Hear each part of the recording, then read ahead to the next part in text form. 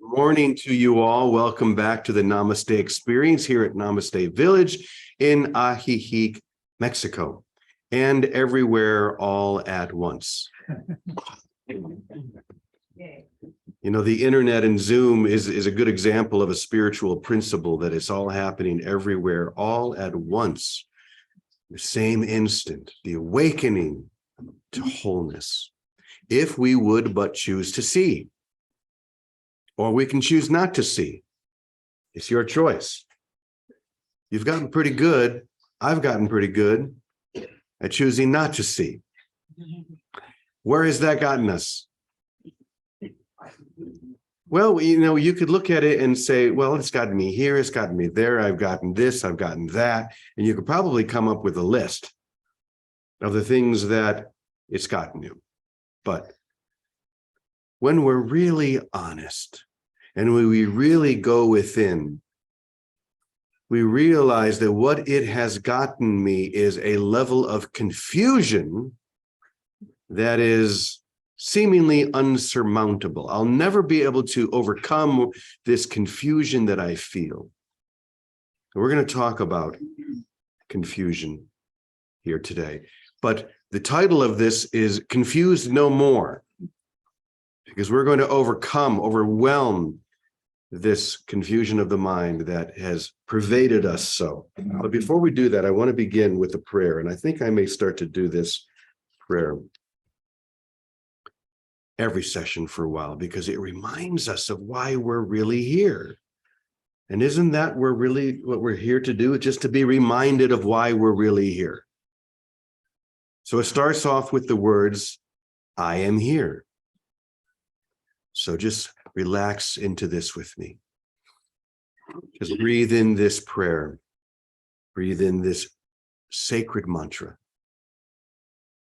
I am here only to be truly helpful. Truly helpful. Only that. I am here to represent the one who sent me, the beloved, the creator, the one. I don't have to know what to say. I don't have to know what to do. Because the one who sent me directs me in every direction, every way, every moment. I am content to be wherever that one wishes me to be, right here and right now. Because I know that the beloved goes with me wherever I am. Wherever I am, the beloved is.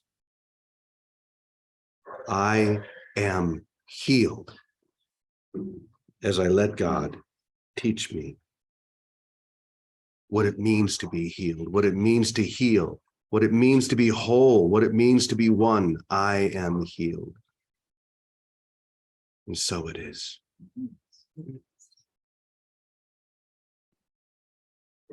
Those words are so sacred, aren't they?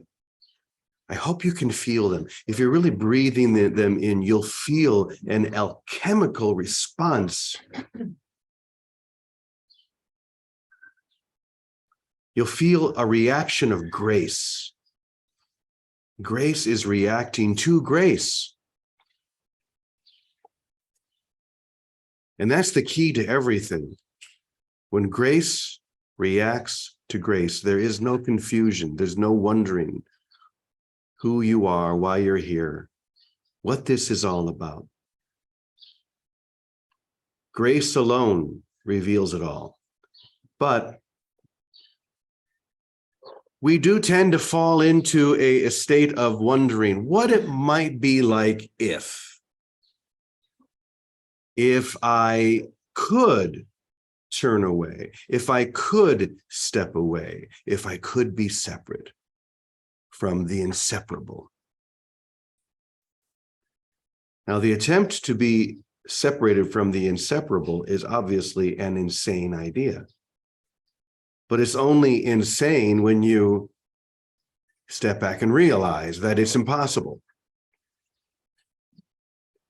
You know, an insane person can't realize that they're insane. If you think about yourself in that way, then there's hope. There's hope for you. But someone who has truly stepped past that boundary, well, there's still hope, but there's not hope of you doing it. There's no hope of you being able to heal yourself. Now you have to turn to the one from where all healing comes. That's what that prayer is all about. To turn back to the one.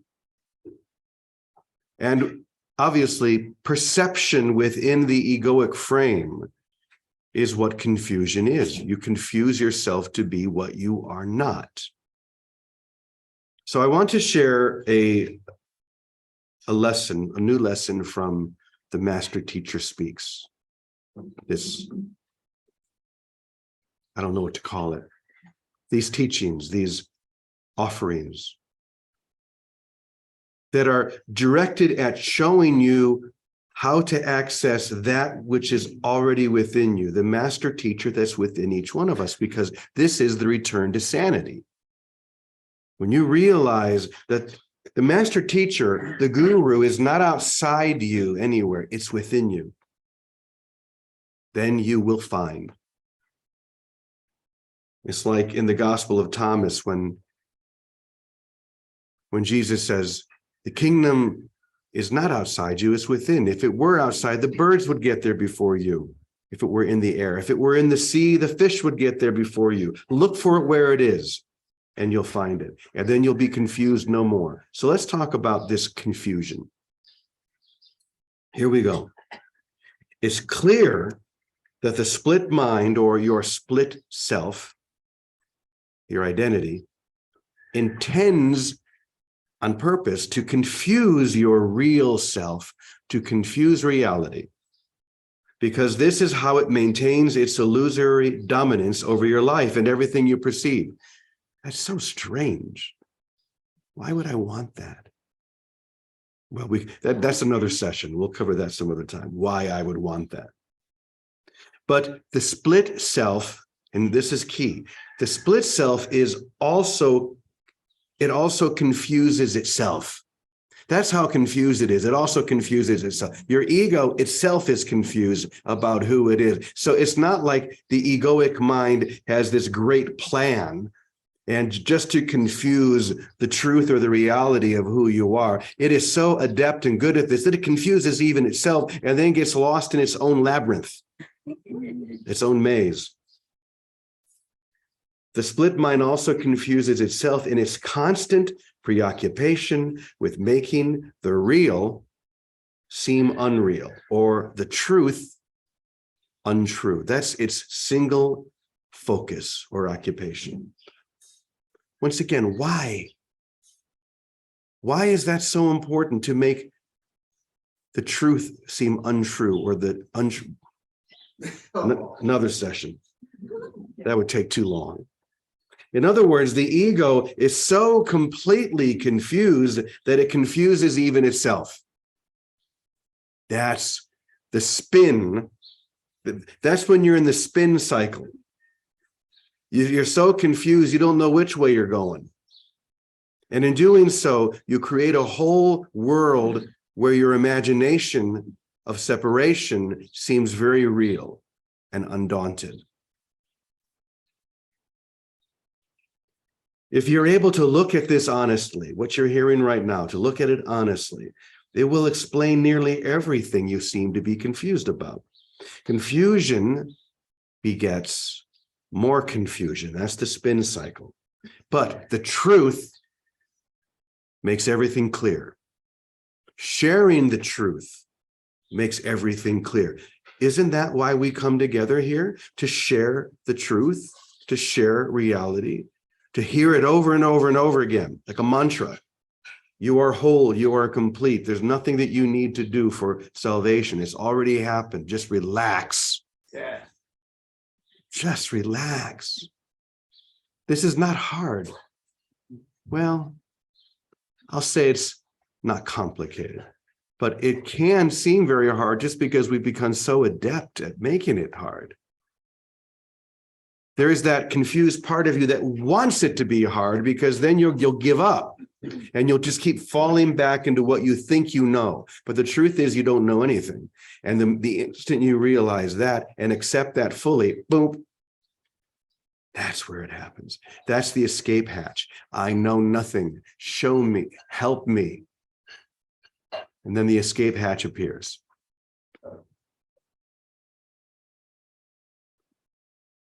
If you're confused about anything, especially your own identity, it means you're directed by the ego's need to confuse itself. Be distracted no more.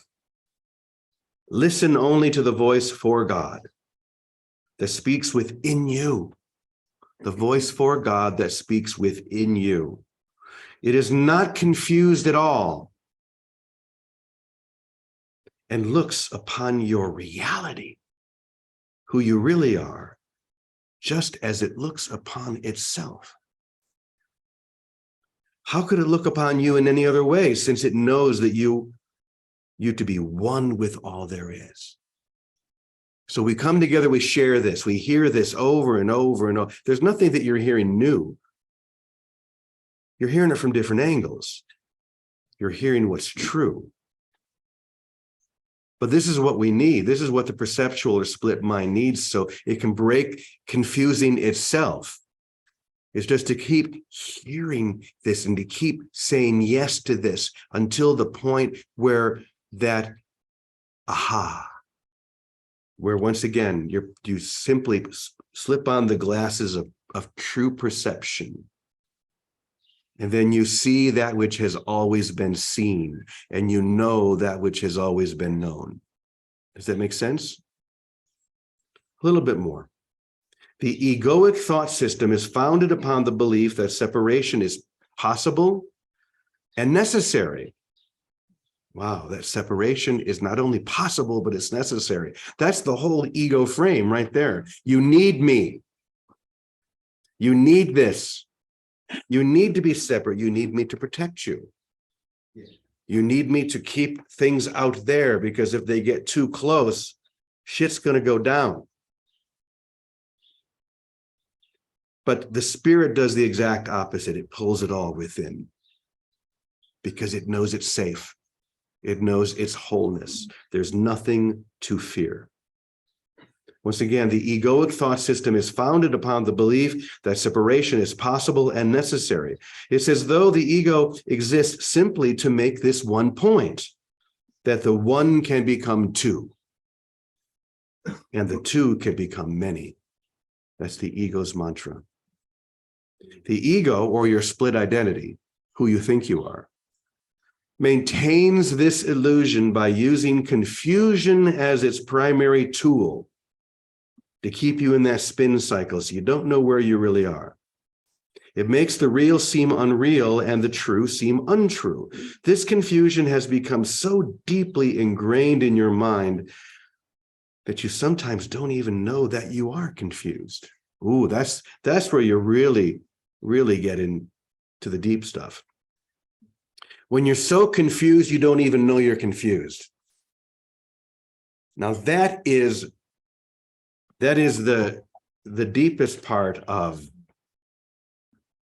this illusion. You're so confused, you don't even realize how confused you are. At least you realize how confused you are. Each one of you. Raise your hand if you know how confused you are. Okay, good.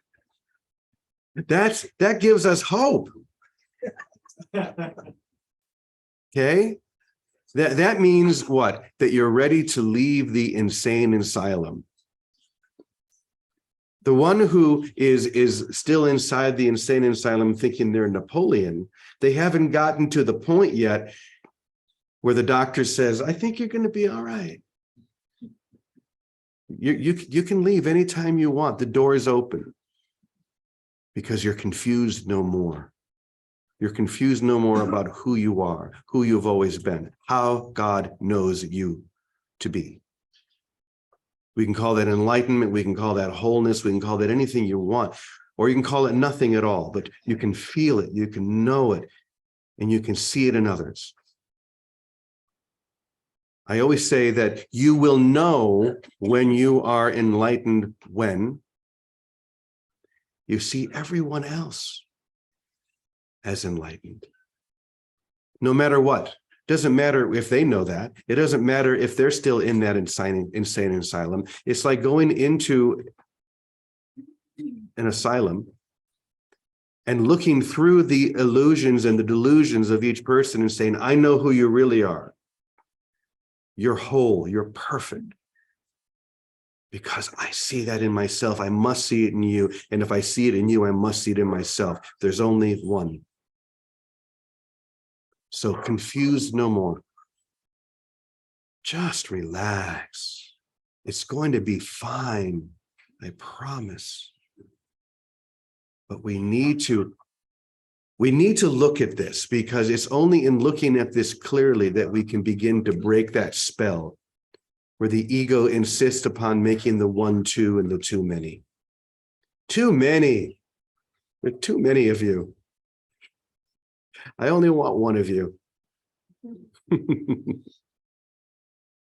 So, dear Victoria, I shall now turn to thee to see what you have to share. Why, thank you, Brother James. This is a voice from the center of confusion. This is the only thing I do know. Oh, I can see, yeah. Oh my gosh, I got home yesterday from New Jersey after over 2 months. It was like the guest who came to dinner. I went before Christmas, but I didn't know I was going to be there forever. So I just got home and to pack, because I can only be here a few days because I have to go back on tutu duty. And so it's been it's been a center of confusion wherever I seem to be. The phone's ringing, it'll ring. Anyway, but so the only thing I know is I haven't got a clue. But what you read, that prayer, that was the game changer for me, because that was the experience that I literally came into when I fell about 3 weeks ago and hit my head. And that was it. That was the only experience I have. I can go, or I want to be truly helpful.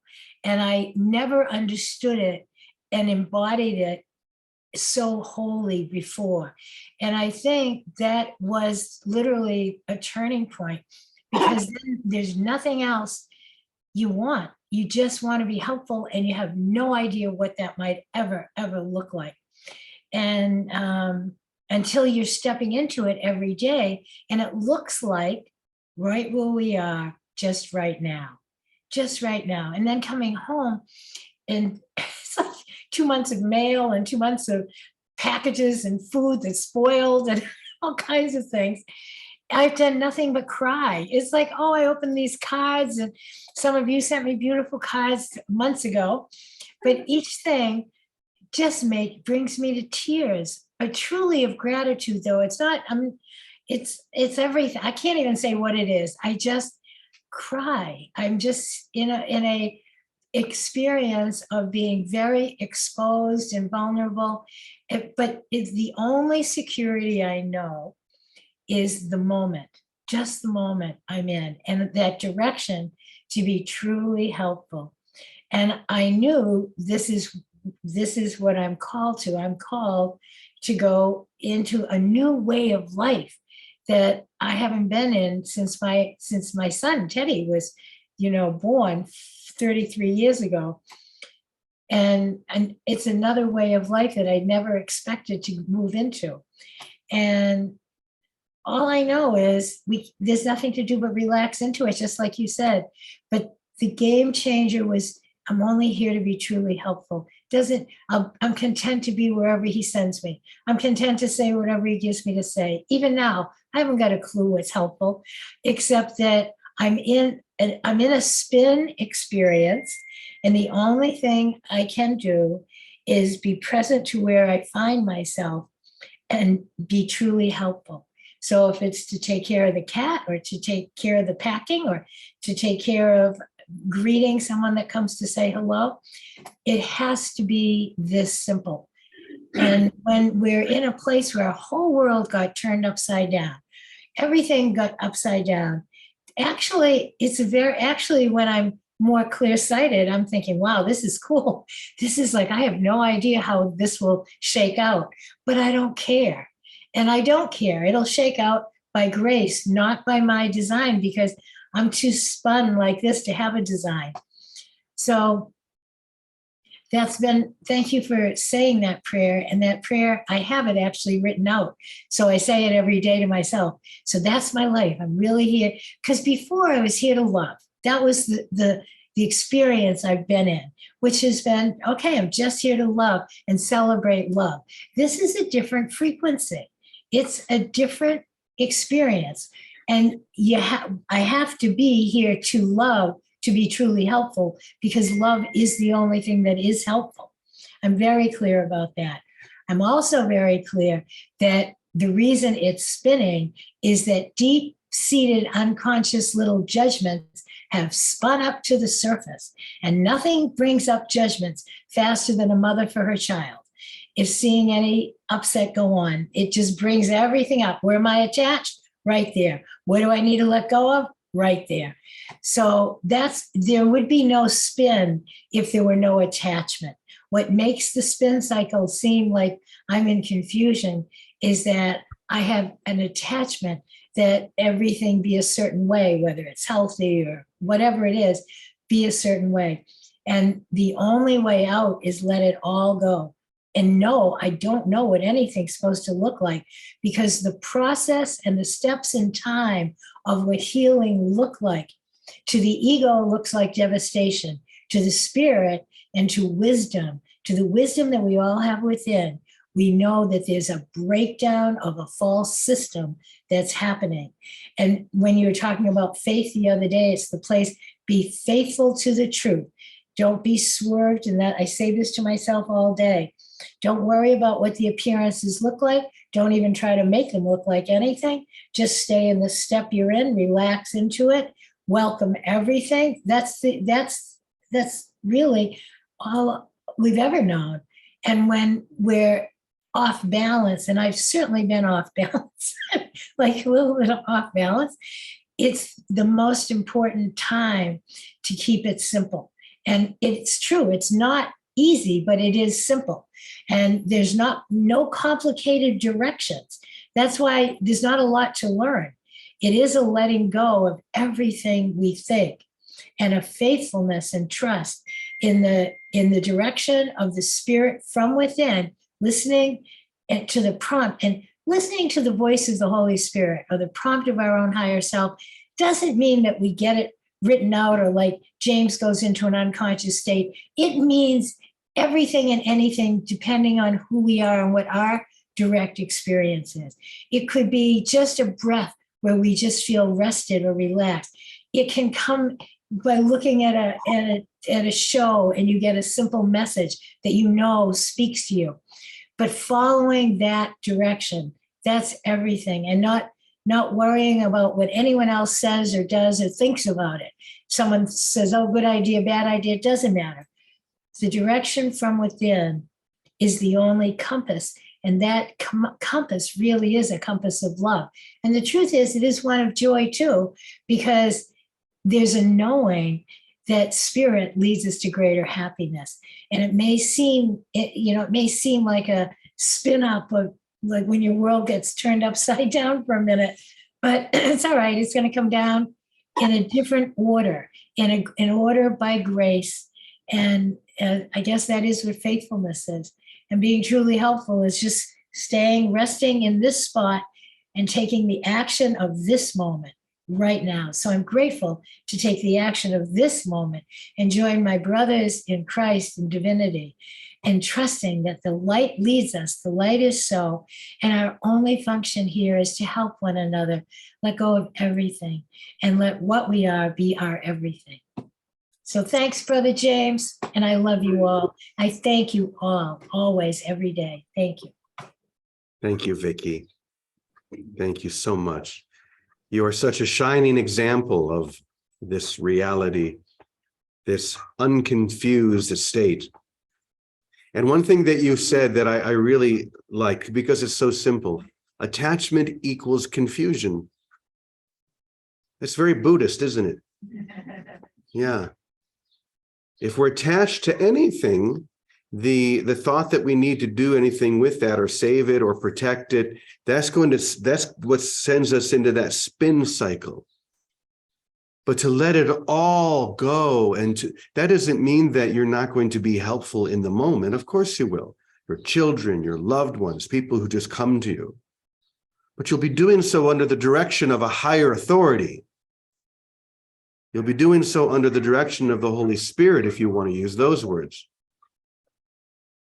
The Course in Miracles lesson today says, I am sustained by the love of God. Let that be your food.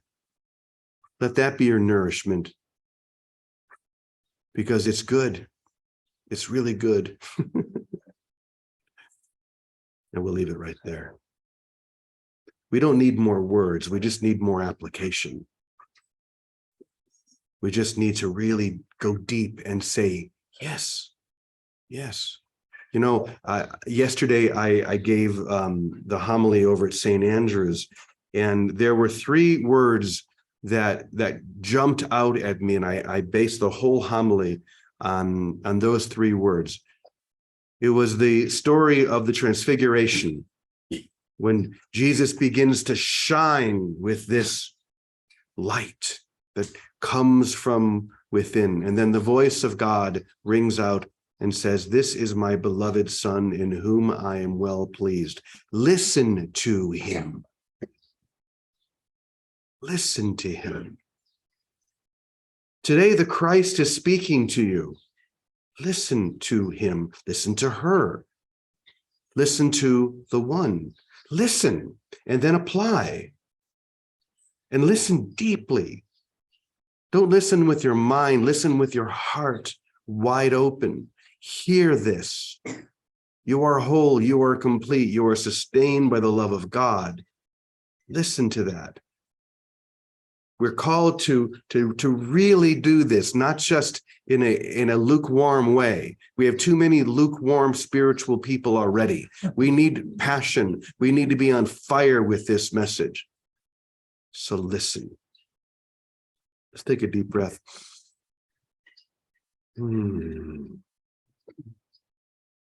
Beloved one, we choose to listen deeply. We choose to drop this confusion that has plagued our mind until now, and to see only that which can be seen, to know that which you know to be true. Help us, guide us. We are here for only one reason, to be truly helpful. We will follow wherever you lead us. Take us by the hand now and guide us perfectly into the experience of this great light, into the wholeness that you promise. Help us to drop any of those final illusions that plague our minds, the ideas and desire for specialness. Help us to fall completely into love with you, for you are completely in love with us, now and forever. Amen.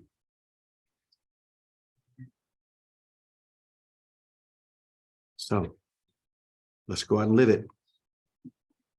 Thanks, everybody. Lovely to see you all. Lovely to see you all. Keep coming back. Keep coming back. Namaste. We'll see you tomorrow. Namaste, everyone. Thank you. Love yous. I See you you all. tomorrow. Thank you. Keep on laughing.